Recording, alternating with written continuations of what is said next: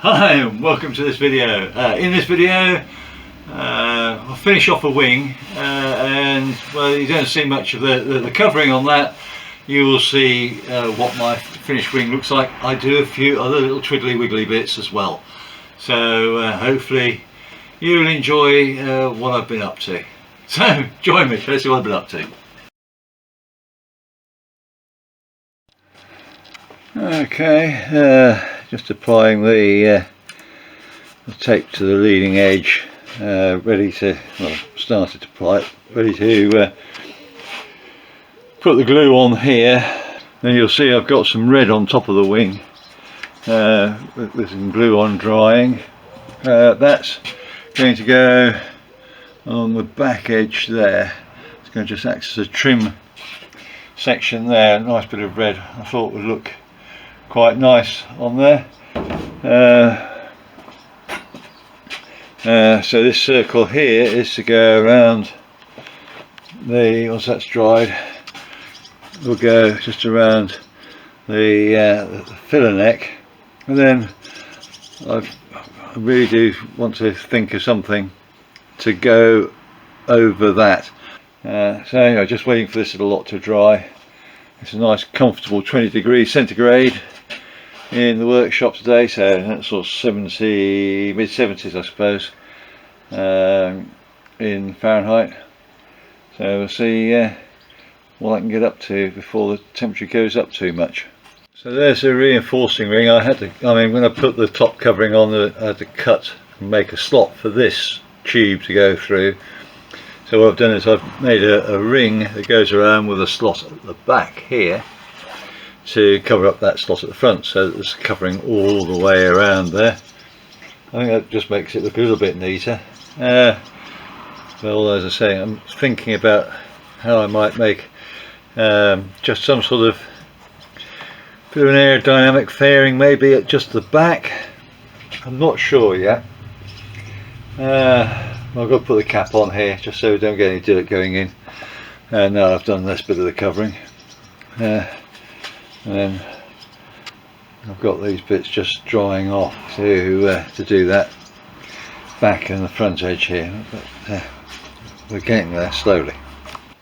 Trim strip section there, stuck on the back. I've done it in red, it just helps so I don't bang my head on it, but mainly because the glue, when I put the tape on to produce a tape line for the top skin, had allowed the glue to wick underneath, so it was showing with the heat and everything it had activated and I can't get it off. So that's to hide the glue as much as anything else, but it does make it, I think, makes a nice feature.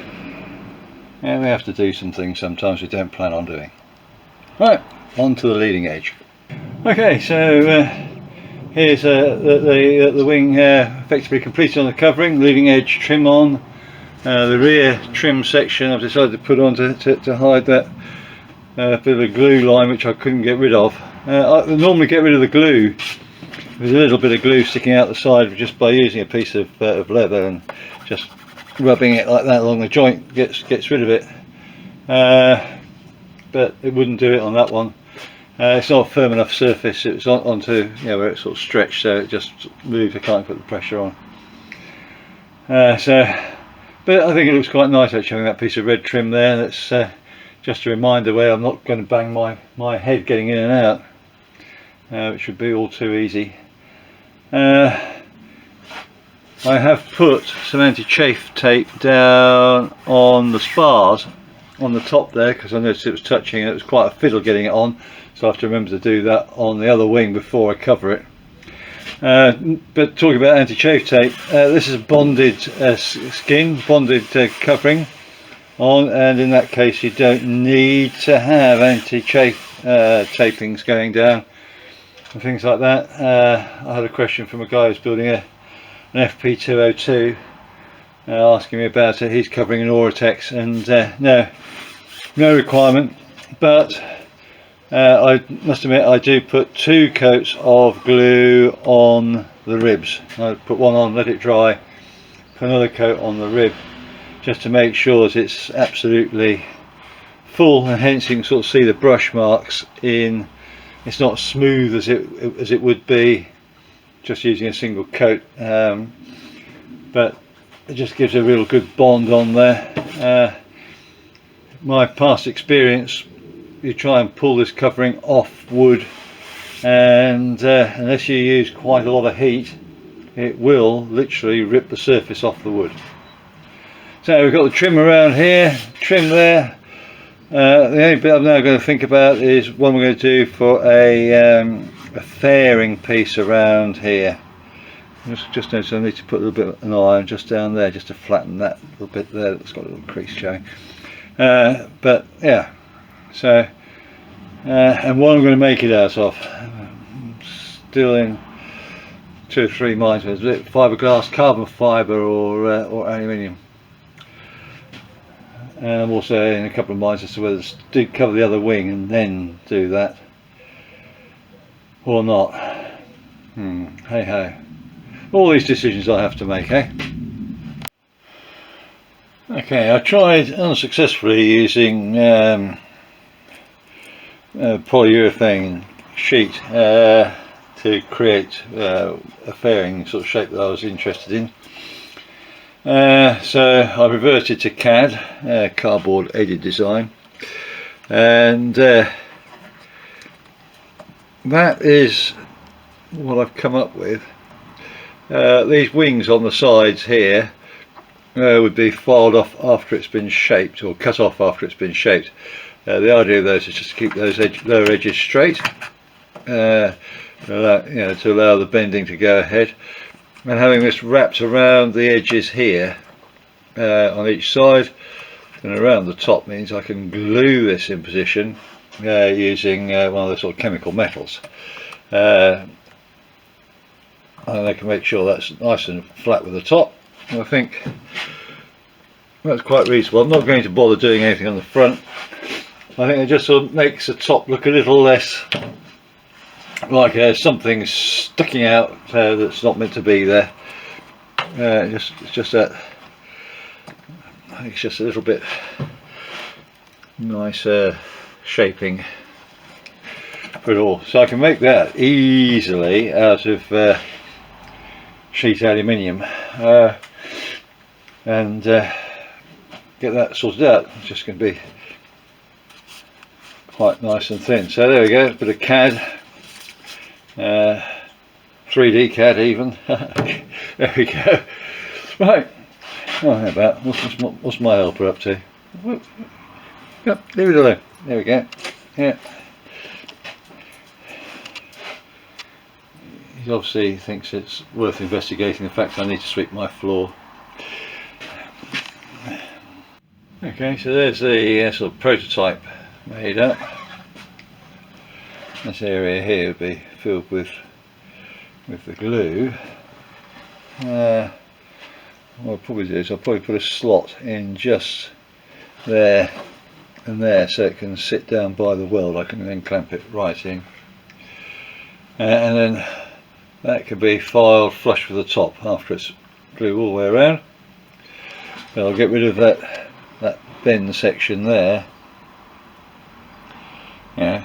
So as soon as I've got it to fit, and that way you've got that straight. So I think that'll work quite nicely with the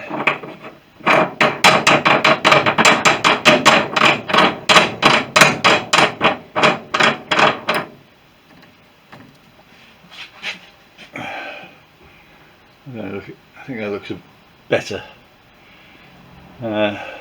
Don't want to fair it back any further than that. I mean, I could go back at an angle like that, but I don't think it needs it. I think I just make it look heavy on it. Just about finishes it off, and that can be a nice piece of aluminium on there. So got the pattern. The pattern works. I'll cut out a pair and make them up. I'll just put marks on so I know I'll cut out for the weld. So I have like 2 tabs on each side, and then we're going to clamp that all up and let it harden off with some liquid metal. Okay, so that's the final shape, and all I've got to do now is bond that in place. Should do quite nicely, I think. Okay, so that's it. Well, glue in place. I use glue called liquid metal. It's got a little spot there just to keep it stable there. It's got all the way around that edge and around the fingers. So we'll let that cure. I should be able to peel off the tape. Might need to dress down the liquid glue with a file very slightly, if it's used a little bit like it is there. It's not that bad, but a little bit like that. Peel the blue covering off, and it should look quite nice, a sort of a brushed aluminium look about it. We can hope. Okay, so there's the final sort of fit there. I think that's quite reasonable. So that's that done. Right, what else have I done? The fuel tap, that fuel tap there, is a replacement. The fuel tap I had, I found wasn't actually shutting off the fuel completely. So if I had the mixture on open, rich, it was actually allowing a drip of fuel through. Not quite enough to keep the engine running, but it's still allowing fuel through, which was quite strange because it worked to start off with. And I found what happened was that the ball valve internally had sort of separated from the lever, so I've changed to a different type. There you go, that's how this one works. I've got to say it was a pain to take out. You could drain the fuel and away we go. But what it did prove for me was with the aircraft in the tail down attitude, there's just shy of 2 litres. It's about 1 3/4 litres of fuel still in the tank that wouldn't drain into the but wouldn't run the engine. So I've set up the float section here so that it floats when there's 10 litres of fuel in the tank, which is great with the tank level. So effectively that gives me, I'm going to call it 8 litres of usable fuel, 2 litres of non-usable fuel. Although in the normal flying attitude with the tail up, there's 2 litres more fuel to go into the engine, but I'll still call that 8 litres of usable fuel. As soon as this gets to here and it's actually on the stop here, as far as I'm concerned, I'm looking for a landing spot soon as. So whether it's 8 litres or 10 litres, effectively it gives me about 30 to 40 minutes of let's find somewhere to land. Shouldn't need it, but it's good to know. I'm going to be looking at landing when it's up about here somewhere, and don't forget I've got 2 wing tanks, so I can actually run fuel down through these lines here into the tank, and each one of those gives me about 40 minutes plus of fuel. So there we go. Well, I'm saying 40 minutes because I can only go by what the fuel burn is at full rich at this moment in time, and that's not particularly accurate either. So give me a chance to do like full power runs and get some flying in to be able to confirm what my fuel burn is in normal operation. And to that end, for the first 25 hours or so of the engine being run, it's being run at high power. So during my initial flight testing, the engine's going to be running quite hard. The idea is it beds the rings in and seats the rings and wears them into the cylinder nicely, rather than having the cylinders glazed. So you've got to do that to get the engine to run correctly. Hence, a lot of the engine runs outside. As soon as it's got close to engine temperatures, I've been going up to near full power with the aircraft tethered. Other thing I've done is I've changed the camera mount here on the side of the head fairing.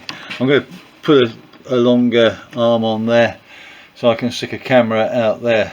Definitely I've got to order those, but that is now far more secure, and it's got a nut on the inside, so it's double locked, and that's a metal mounting that's actually onto the aircraft. And similarly, I've got a metal mounting there on the aircraft, hopefully not too much reflection on the camera there, and I'm going to change that arm as well so I can have the camera facing back, so you have a facial shot, and I can tilt it so the camera's actually upright, and so it's not too much in my view. So that's pretty much my view there. And the camera was picking up this frame here, so I'm going to bring the camera this way a little bit so you pick up this frame and a bit more of my ugly mug. And this one here I'm going to try and get a little bit longer to go over the shoulder to look down, hopefully catch some of the instruments.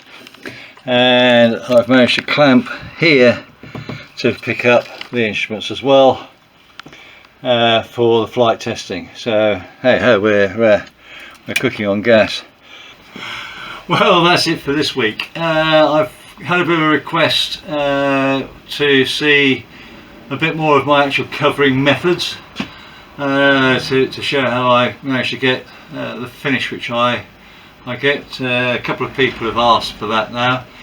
I seem to think I can actually do a reasonable job of it, so I'll try, if I get the last wing varnished up in time, I'll show at least the wingtip covering in the next video, and I'll try in subsequent videos just to show the techniques I use for getting the leading edge trim line and leading edge straight edge lines straight, because a couple of people have sort of said that they'd really appreciate knowing how I managed to get a straight edge on these things. It saves painting by doing it the way I do, so I'll try to get that into the videos for the future. If there's anything else you'd like me to show to do with covering, please let me know in the comments below, and subscribe so you can actually get a notification to see me doing it. As you can tell, I'm sweating. The weather's not hot, but the humidity is really high. Currently it's showing, let's check, yeah, 83% humidity, which is uncomfortable for me. Anyway, keep yourselves fit and well, and I'll hopefully catch you in the next video. Bye now. Thank you for watching. If you enjoyed the video, please hit the thumbs up. You can subscribe or even hit the little bell notification for future videos. Any comments would be appreciated, and I'll try to get back to you as soon as I can. Remember, go fly and feel the sky.